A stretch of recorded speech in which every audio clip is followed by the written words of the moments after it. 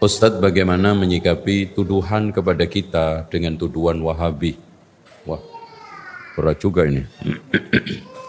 Apalagi saat ini lagi ramai tuduhan itu. Ikhwas sekalian, Wahabi itu tuduhan dan guliran fitnah yang digulirkan oleh dua pihak. Oleh eksternal, yaitu dari kaum imperialisme. Makanya di dalam tulisan-tulisan mereka, buku-buku mereka, dan studi-studi paper akademik mereka tampak sekali. Kenapa? Karena imperialisme ketika itu terancam dengan gerakan pembaharuan mereka yang dituduh Wahabi. Makanya Inggris menggulirkan isu Wahabi di India. Belanda menggulirkan isu Wahabi di Indonesia. Italia menggulirkan isu Wahabi di mana? Libya. Prancis di Aljazair dan seterusnya. Ini fakta. Dan dari internal yang digulirkan oleh Turki ketika itu sedang beradu kekuatan dengan Saudi pada zaman pemerintahan Muhammad bin Saud yang didampingi oleh seorang ulama namanya Muhammad ibnu Abdul Wahab. Kenapa Muhammad Pasha bersama Ibrahim Pasha menggulirkan itu? Karena sudah mulai terpojok, kepepet dan kalah perang. Ya.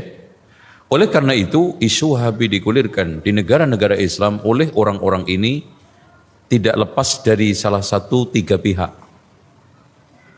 Pihak yang pertama, orang yang takut kehilangan reputasi dan popularitas sosial keagamaannya di masyarakat. Kedua, tokoh-tokoh sesat yang tidak ingin kesesatannya itu terbongkar. Ketiga, tokoh-tokoh baik yang tidak tahu siapa itu Syekh Muhammad bin Abdul Wahab. Makanya terbukti pernah ada seorang yang tiap Jumat itu mengutuk Wahabi dan Syekh Muhammad bin Abdul Wahab di khutbah mimbarnya, di mimbar khutbahnya. Kemudian ada salah satu muridnya ditakdirkan oleh Allah belajar di Saudi. Kemudian setelah pulang membawakan buku kitab tauhid tapi disobek kulitnya. Diberikan cuman isinya saja. Orang tersebut muji-mujinya setengah, Masya Allah ini buku bagus banget. Saya nggak ada kulitnya. Akhirnya diberitahu oleh muridnya, tahu nggak Syekh? Pengarang kitab itu orangnya yang tiap Jumat Syekh hujat, kutuk dan didoakan buruk. Langsung tobat seketika dan menjadi orang yang membela dan tiap Jumat mendoakan kebaikan untuk Syekh Muhammad bin Abdul Wahab. Oke, itu sejarah.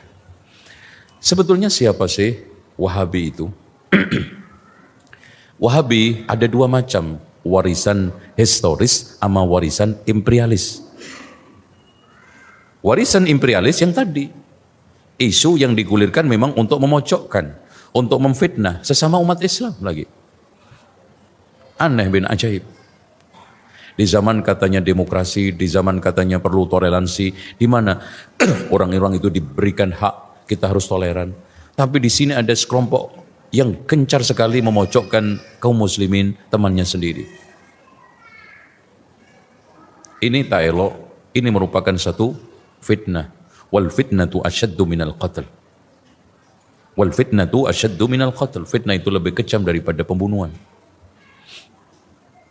Kemudian warisan historis, siapa sebetulnya Wahabi secara historis? Dia itu Abdul Wahab bin Abdurrahman Ar-Rustum, salah satu tokoh Ibadiyah Khawarij yang hidup pada abad kedua Hijriah.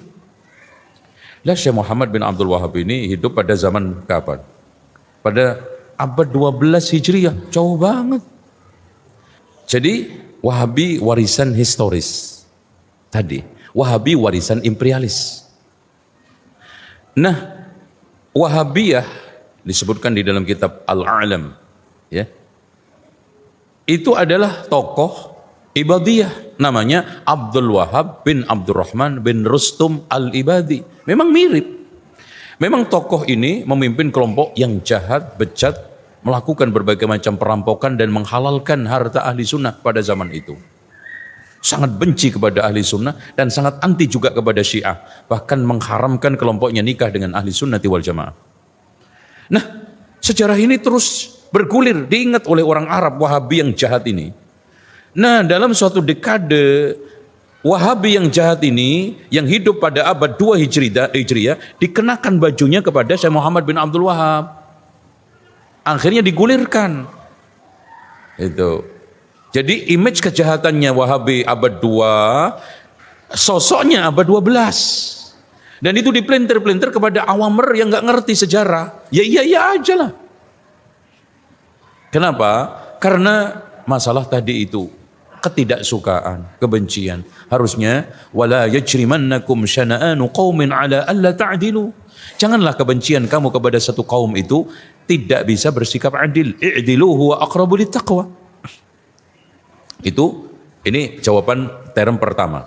Term kedua, Wahabi dipahami di Indonesia adalah kelompok tertentu yang mereka belajar di Saudi, yang dinisbatkan kepada ulama-ulama Saudi. Bahkan tepatnya mereka-mereka yang terpengaruh dengan pemikiran dan buku-buku Syekh Muhammad bin Abdul Wahab. Tuduhannya apa? Keras, radikal, anarkis dan yang lainnya. Pak, saya tanya sama antum, ada enggak orang Bali ini yang haji pernah digorok Saudi? Ada? Tolong laporin Pak Depak, barangkali ada daftar orang yang dijahati di Saudi, baik yang haji umroh. Enggak ada. Bahkan mereka di sana haji dengan tenang, tentram dan juga nyamannya. Fasilitas yang gratis, Masya Allah. Kita masuk Masjidil Haram juga enggak pernah disibukkan dengan kota amal. Polisi, tentaranya juga ramah-ramah. Duh, kurang apa sampean? Atau ada enggak sekarang ini salah satu jamaah haji Indonesia pernah diperkosa oleh Wahabi di Mekah? Atau pernah ada yang dibantai massal pada tahun sekian-sekian? Atau apakah pernah ada yang dirampas harta kekayaannya? Kalau semuanya jawabannya tidak, kenapa antum terus gulirkan itu? Kalau yang dimaksudkan kita selama dakwah, ana berdakwah itu dari 90 sampai sekarang, nggak pernah mengajak satupun, cek ceramah saya, video saya, rekaman digital saya, mengajak memberontak memusuhi pemerintah. Bahkan ketika awal muncul terorisme, aksi teroris, saya yang pertama kali menulis buku Jihad Melawan Teror yang diberi muqaddimah kata pengantar oleh Menteri Hukum ketika itu. Kerjasama saya dengan polisi TNI sampai sekarang nggak ada masalah. Bahkan murid saya kurang lebih 32% anaknya TNI Polri. Penasihat pesantren saya sekarang adalah Irjen Habsoro dari polisi, bintang 4 Purnawirawan Subagio HS dari TNI. Radikalnya di mana? Ekstrimnya di mana? Salahnya di mana? Dari tablek ke tablek pun saya membacakan bukunya ulama. Dan buku, kitab-kitab yang saya baca pun diklaim itu kitab kuning. Riyadhus Shalihin kita dibaca juga di pesantren-pesantren. I'anatul Talibin, dari mulai Takrib, Fathul Qorib, Fathul Wahab, Fathul Mu'in, kemudian sampai I'anatul Talibin, fikih Syafi'i, dan juga kita akui madhab-madhab fikihnya. Terus apa mas? Ayo kita kulitin deh. Saya sudah berkali-kali ngajak dialog, saya juga sudah berdialog, nggak ketemu itu salahnya. Bahkan ketika dialog, kok sekarang omongannya di sini baik-baik, nggak seperti di luar sana. Duh, kok nyari lagi di luar sana katanya. Oleh karena itu, ikhwas sekalian, ini fitnah. Ya, fitnah yang digulirkan oleh orang-orang bodoh yang menginginkan imbalan dan juga upeti dari berbagai macam isu-isu yang dia gulirkan itu, imam mendapatkan imbalan, kedudukan, posisi dan popularitas. Tuh. Saya berani kok diajak untuk beradu argumen. Bahkan saya meluruskan fitnah ini, menulis buku yang cukup tebal, judulnya Membedah Akar Fitnah Wahabi. Baca di situ. Terus kemudian, kalau seandainya yang dituduh itu adalah Syekh Muhammad bin Abdul Wahab, tolong sebutin kitab Syekh Muhammad bin Abdul Wahab yang mengajak kepada Wahabiyah, paham Wahabiyah, atau minimal dia mengatakan ana Wahabi. Kita bisa ambil dan mungkin bisa daurah di sini sebulan kayak. Kita baca kitab Kasyfus Syubhatnya, atau baca kitab Usul Salasahnya, atau kita baca kitab Tauhidnya. Ayo kita bedah satu persatu, kalimat per kalimat. Salahnya di mana? Kita tidak menganggap maksum dan tidak sepi dari kesalahan, dan itu wajar. Makanya ketika Imam Syafi'i ditanya tentang kitab-kitab yang salah ditulis oleh ulama, kata beliau apa? Biar menjadi bukti yang benar itu cuma kitabullah. Oh, Masya Allah, itu ulama yang hebat. Betul Pak, adanya tulisan-tulisan ulama yang mengandung kesalahan itu mau menjadi bukti kuat yang benar itu cuma kitabullah. La ya'tihil batilu min baini yadayhi wa min khalfihi. Inna hadzal Qur'ana yahdi lillati hiya aqwam. Itu hanya Quran. Selain kitabullah, selain sunnah Rasulullah mengandung benar tanpa salah, tidak. Salah tanpa benar juga enggak. Pasti ada benar tapi unsur salahnya ada, salah ada unsur benar ada. Oleh karena itu semua harus kita rujukkan ke qala Allah qala Rasul. Makanya Imam Ibnu Qayyim mendefinisikan ilmu ialah ma qala Allah wa qala Rasul wa qala sahabat. Ilmu ialah apa yang diucapkan oleh Allah, apa yang diucapkan oleh Rasul, apa yang diucapkan oleh sahabat. Jadi seperti itu. Dengan demikian ikhwah sekalian, saya close statement. Rahimallahu mra'an ahda uyubi ilayya, kata para ulama.